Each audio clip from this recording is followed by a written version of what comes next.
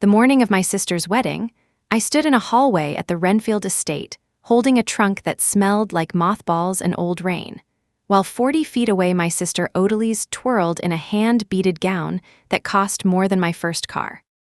My mother pressed the trunk into my arms like she was handing me a bag of trash to take out, and in a way, that is exactly what she thought she was doing. "This was your grandmother's," she said, not even looking at me, her eyes already drifting back toward the ballroom where the string quartet was tuning up. "She wanted you to have it." Odalys glanced over from the mirror, her veil catching the light like spun glass, and she laughed, that light little laugh she'd perfected since we were kids, the one that always landed like a slap. "It's just trash from the attic," she said. "Grandma probably forgot she even had it." I didn't argue. I want you to understand that clearly before I tell you anything else, because everything that came after started in that single moment when I chose silence over a fight I knew I couldn't win. I was 26 years old. I had just finished a degree I paid for myself with 2 jobs and a stack of loans, and I was standing in a hallway holding a dead woman's trunk, while my baby sister got a $50,000 wedding paid for entirely by my parents. The same parents who told me at 22 that they didn't believe in funding weddings, when my college boyfriend and I had talked about a future together. I carried that trunk out to my car in my bridesmaid dress, the ugly mustard yellow one Odalys picked because she said it was flattering on everyone, which was a lie designed to make sure nobody outshined her, and I put it in my trunk, the metaphor of which was not lost on me even then. I went back inside, I smiled through the toasts, I caught the garter when nobody else wanted to, and I drove home that night with mascara dried into 2 thin lines on my cheeks, telling myself that none of it mattered, that I was better than the ache in my chest, that families like mine simply had favorites, and I had made peace with not being one of them a long, long time ago. My name is Wren Halloway, and this is the story of how a dusty, forgotten trunk from my grandmother's attic turned into the reason my entire family showed up on my doorstep 10 years later, begging me for money they once swore I would never see a dime of. To understand why that trunk meant so little to my parents and so much to me, you have to understand what it was like growing up in the Halloway house, where love was handed out like rationed bread, and Odalys always got the bigger slice. I was the older daughter, born 3 years before her, and from the moment she arrived, something in the air of our house shifted permanently in her favor. My mother, Denise Halloway, used to say that Odalys was the easy one, the baby who slept through the night, the girl who never threw tantrums, the sweet one who could charm a room before she could even talk properly. What nobody said out loud, but everybody in that house understood, was that I was the other one. Not difficult exactly, just less. Less charming, less photogenic in family portraits, less likely to be the center of attention at Thanksgiving, and somehow, without anyone ever writing it down, less deserving. My father, Harold Halloway, worked as a regional manager for an insurance company, and he was not a cruel man in the way you see in movies. He never raised his voice, never hit us, never said anything overtly hateful. His cruelty was quieter than that. It was the way his eyes would light up when Odalys walked into a room and stay flat when I did the same. It was the way he came to every single one of her dance recitals, but missed 2 of my 3 high school graduation ceremonies for work conflicts that somehow never seemed to conflict with anything involving my sister. It was subtle, deniable, the kind of favoritism that if you called it out, everyone would look at you like you were the crazy one, the jealous one, the dramatic one. I learned early that fighting for my parents' attention was like trying to fill a cup with a hole in the bottom, so somewhere around age 14, I stopped trying. I threw myself into schoolwork instead, into books, into the one person in that entire family who actually seemed to see me for who I was, my grandmother, Odette Marchetti, my mother's mother. A sharp-tongued Italian-American widow who lived 2 towns over in a crooked little farmhouse that smelled like rosemary and cigarette smoke. Grandma Odette was the one person who never made me feel like a consolation prize. She used to sit me down at her kitchen table, pour me too much coffee for a 12-year-old, and tell me stories about her life before any of us existed, about growing up poor in a mill town, about marrying my grandfather Frank against her own family's wishes, about the years they spent building a small trucking boo. Sinis from nothing but a single beat-up flatbed truck and a stubborn refusal to quit. She used to look at me across that table, her eyes sharp as glass, and say, "You're the one who's going to make something of herself, Wren, not because you're louder, because you're smarter, and because you actually listen."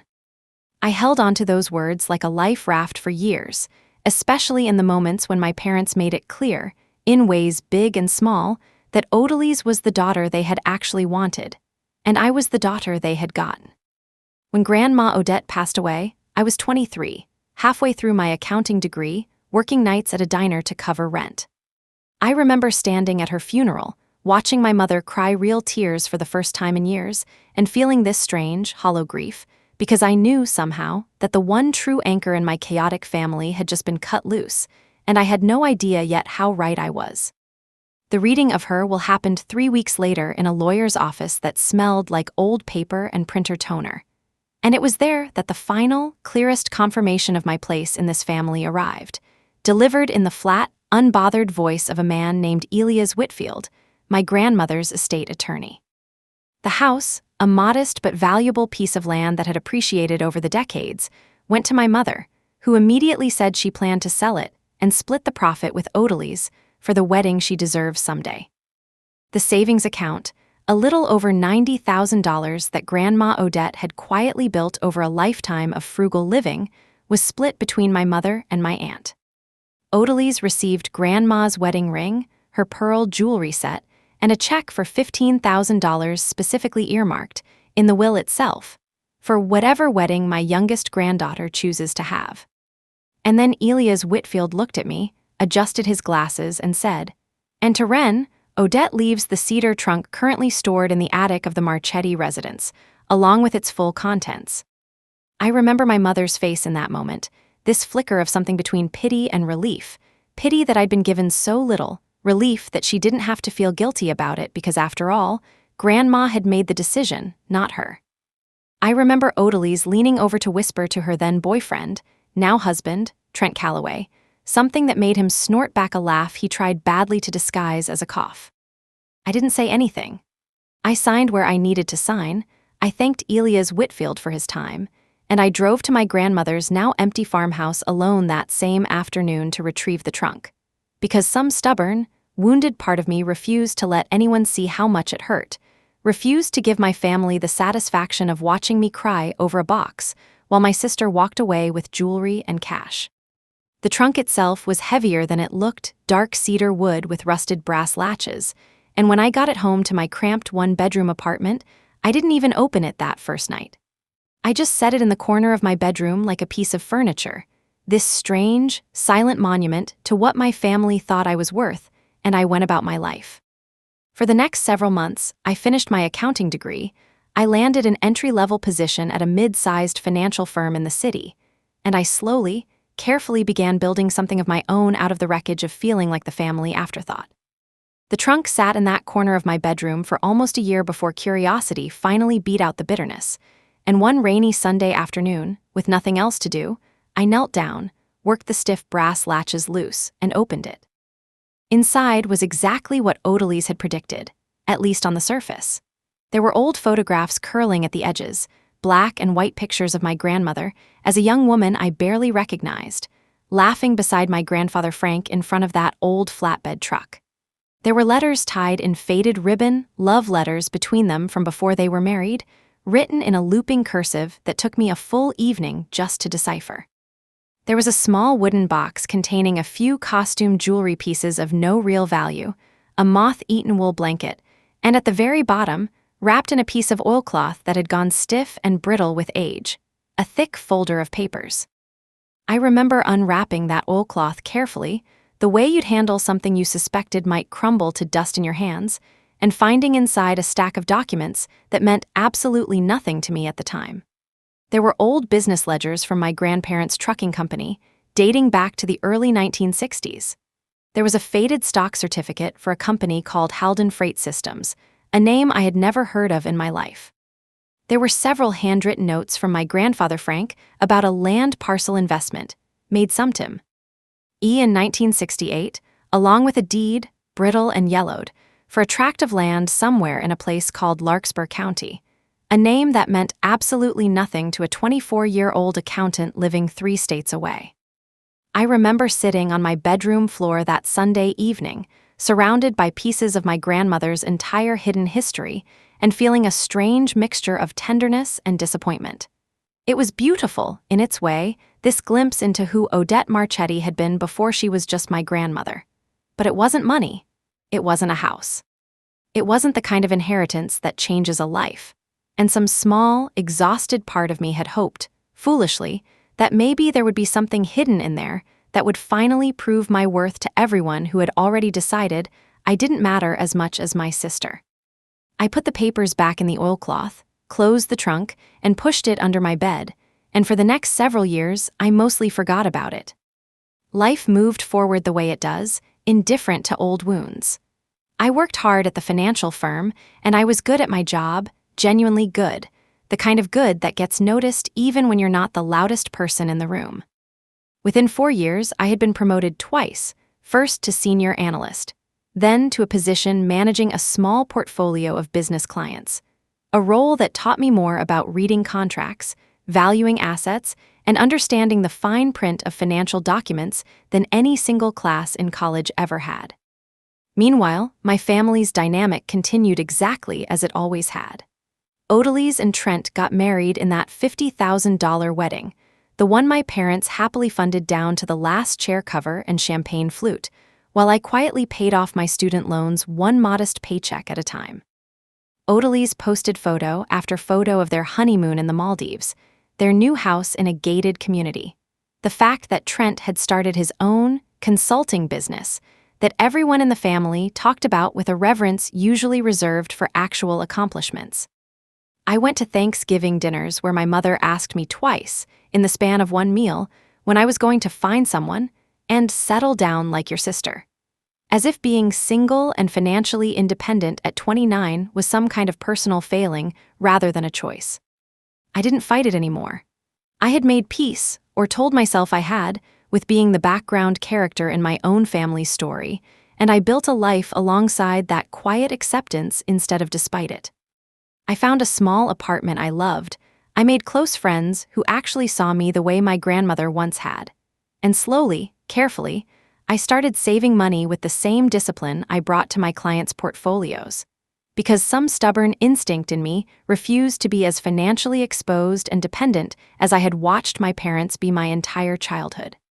It was during my 30th year, almost exactly 6 years after my grandmother's funeral, that everything changed, and it started with something as small as spring cleaning. I had finally moved into a larger apartment, a real one-bedroom with an actual closet instead of a glorified alcove, and in the process of packing up my old place, I pulled that cedar trunk out from under my bed for the first time in years.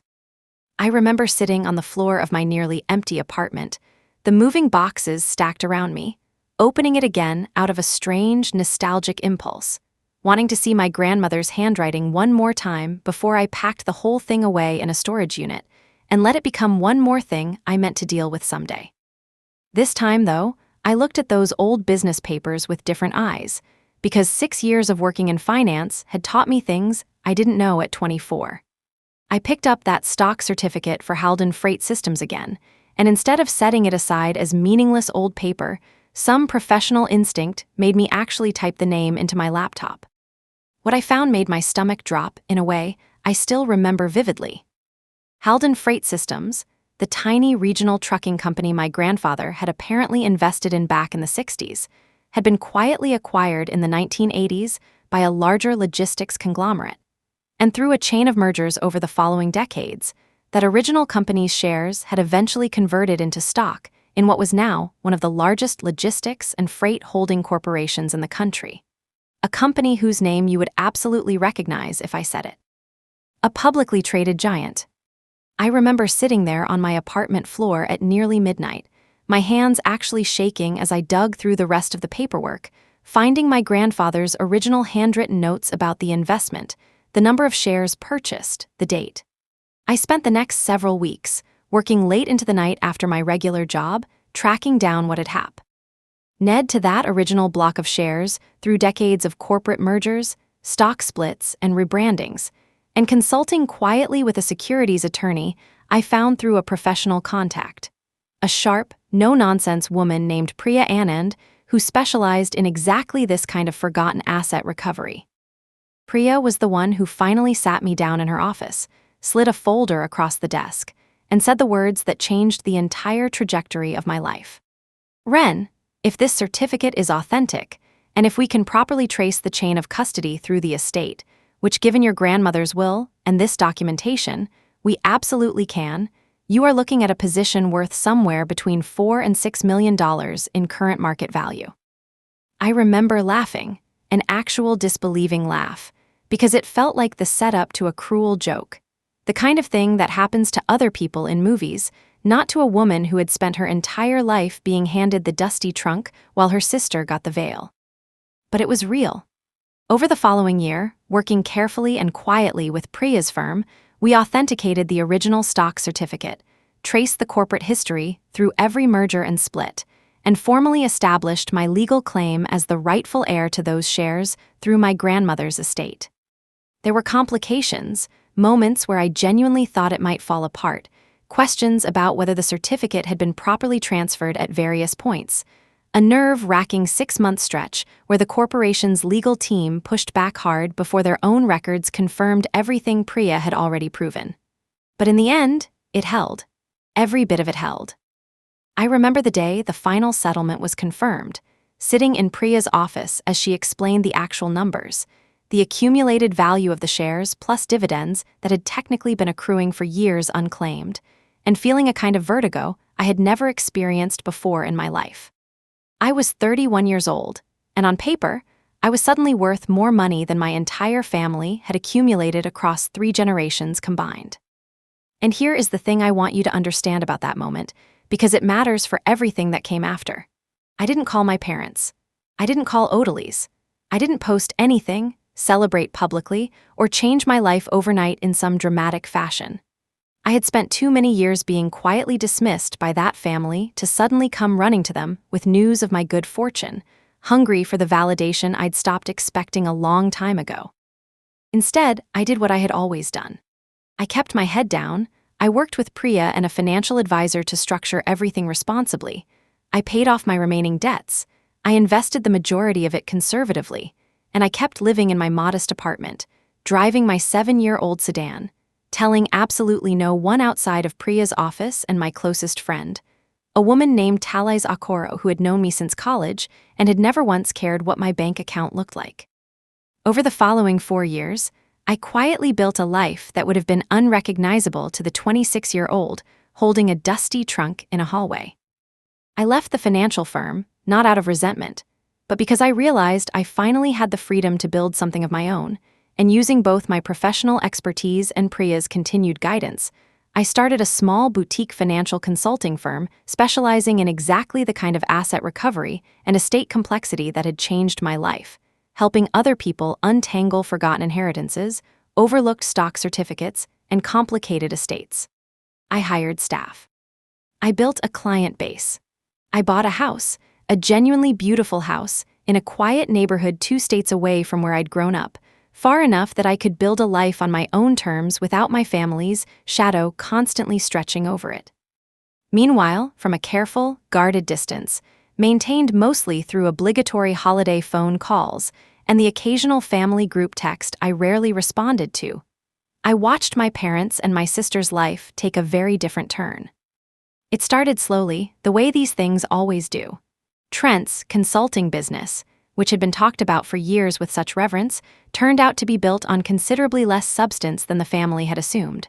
There were whispers at first, comments my mother made during phone calls about Trent going through a rough patch or Odalys just needing some support while things stabilized. Then the whispers became something louder. Trent's business partner had apparently been running something closer to an elaborate pyramid scheme dressed up as an investment consulting firm.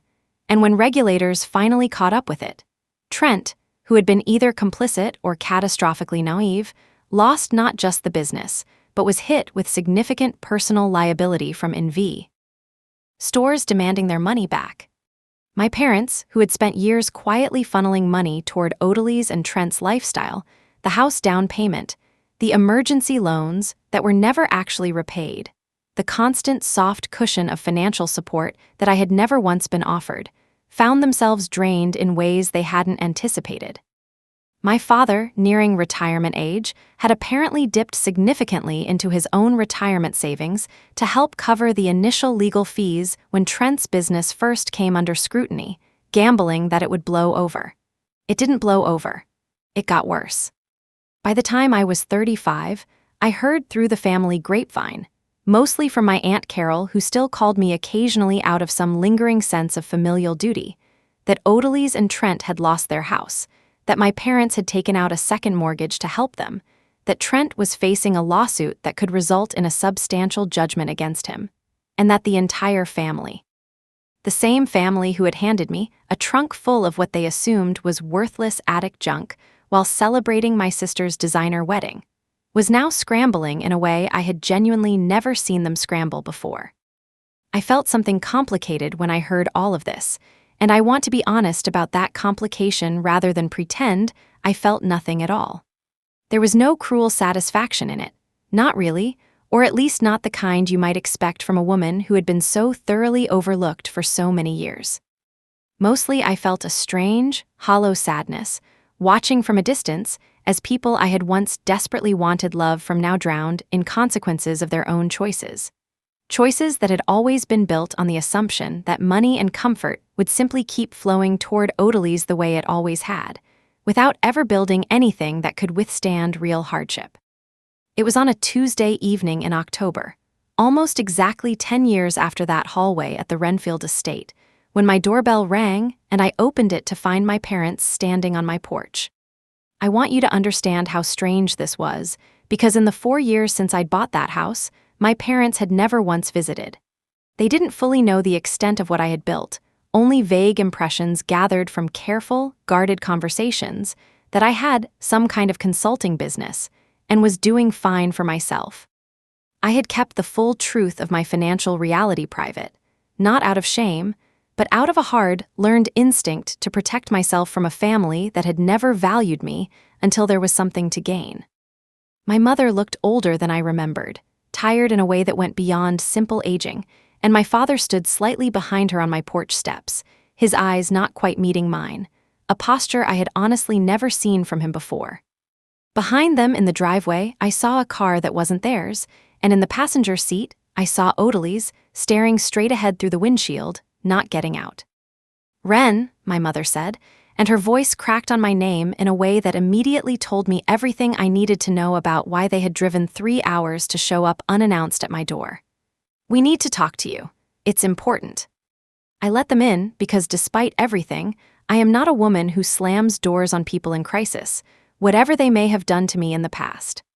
I made coffee, out of habit more than hospitality, and I sat across from them at my kitchen table, the same kind of table my grandmother used to sit me down at when I was 12 years old and desperate for someone in my family to actually see me. The story came out in pieces, my mother doing most of the talking while my father sat with his hands wrapped around a coffee mug he never drank from. Trent's legal situation had gotten significantly worse. A judgment had been entered against him for a sum neither Odalys nor Trent could possibly pay. And because of how the house and finances had been structured, Odalys was at genuine risk of losing everything. Not just the house they'd already lost, but potentially facing garnishment, collection actions, a financial collapse that would follow her for years. My parents had exhausted what remained of their own savings trying to help. My father had delayed his retirement indefinitely, and they had reached the absolute end of what they could do. "We were hoping," my mother said finally, her eyes wet, her hands trembling slightly around her coffee cup, "that maybe you could help. Just whatever you're comfortable with. We know things have been, we know we haven't always. We just don't know where else to turn." I sat with that for a long moment, watching my mother's face, watching my father finally look up and meet my eyes for what felt like the first time in years. And I thought about that hallway 10 years earlier, the trunk, the laugh, the veil, the years of being quietly told through 1,000 small actions that I mattered less. I got up from the table without a word, walked into my study, and opened the bottom drawer of my desk, the one where I kept the original documents from that trunk, framed now, the stock certificate, my grandmother's handwritten notes. The deed to that land in Larkspur County, which, it turned out, had also appreciated significantly over the decades due to a highway expansion project nobody could have predicted back in 1968. I brought them back to the kitchen table and set them down in front of my parents. "Do you remember this?" I asked quietly. "The trunk, Grandma's trunk, the one you called trash from the attic." My mother's face went pale, and I watched something shift behind my father's eyes, a slow, dawning understanding. "This is what was inside it," I said, and I told them everything, calmly, without theatrics, the stock certificate, the decade-long process of authentication with Priya, the current value, the business I had built, the house I owned outright, the life I had constructed entirely out of the thing they had dismissed as worthless while celebrating my sister with a $50,000 wedding. My mother started crying in earnest then, and I want to be honest. Some of those tears were probably genuine grief over how wrong they had been. And some of them, I suspected even then, were the particular tears of people realizing the person they need something from is the same person they spent 30 years underestimating. I opened the drawer and said, "I'm not going to pretend the last 10 years didn't happen. I'm not going to pretend I don't remember every single moment I spent feeling like I mattered less in this family.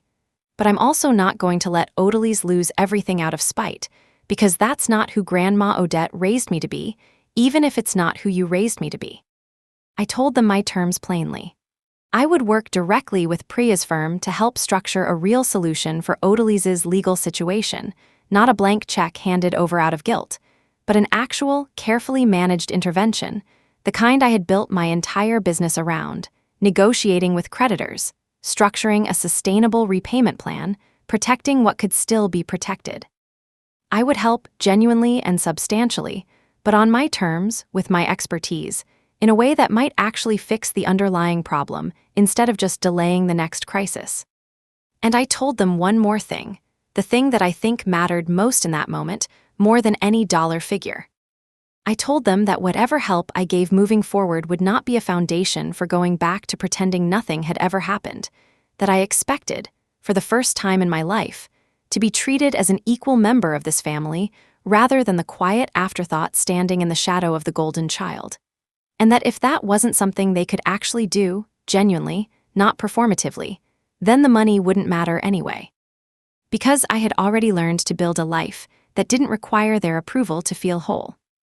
My father cried too, that evening, something I had seen him do exactly twice before in my entire life, and he said my name in a way that finally sounded like he meant it. Not the automatic, distracted way he'd said it my whole childhood, but like he was actually seeing the daughter sitting in front of him for the first time. Odalys eventually came inside from the car, hesitant, red-eyed, and when she looked at me across my kitchen, there was no laugh this time, no light dismissive comment about trash from the attic. She just said quietly, "I'm sorry, Wren. I don't even know where to start, but I'm sorry." I didn't tell her it was okay, because it wasn't, not entirely, not yet. But I told her I was willing to help her rebuild, not because she deserved it more than anyone else, but because I finally had the power to decide what kind of person I wanted to be in this story. And I decided I wanted to be someone whose strength came from generosity rather than resentment. Over the following year, working closely with Priya's firm, we helped Odalys and Trent navigate a genuine, structured recovery, one that required real accountability from both of them, real changes in how they managed money, not a rescue that let them avoid consequences entirely, but a bridge back to solid ground. My parents, humbled in a way I don't think either of them ever expected to be, started showing up differently, calling just to talk rather than just to ask, remembering things about my life that they had never bothered to remember before, actually asking about my business, my friends, the life I had built, instead of only ever centering conversations around Odalys. It wasn't a perfect fairy tale ending, and I won't pretend it was, because real families and real wounds don't heal that cleanly. There are still moments, quiet ones, when I catch an old flicker of the same dynamic trying to reassert itself, some ins. Tinked in my mother to praise Odalys first, some old habit in my father's voice when he talks about my sister's children versus my own quiet, chosen life. But something fundamental shifted the day I sat my parents down at that kitchen table, and told them what had been hiding inside a trunk they once called trash. I still have that trunk, by the way. It sits in my study now, refinished, the wood oiled and cared for, and on top of it sits a framed photograph of my grandmother Odette standing in front of that old flatbed truck, young and fierce and utterly unbothered by what anyone else thought she deserved. Every time I look at it, I think about the hallway at the Renfield estate, the mustard yellow dress, the veil catching the light, and the laugh that once made me feel so small. And I think about how sometimes the thing everyone else calls trash from the attic turns out to be the exact thing that finally sets you free.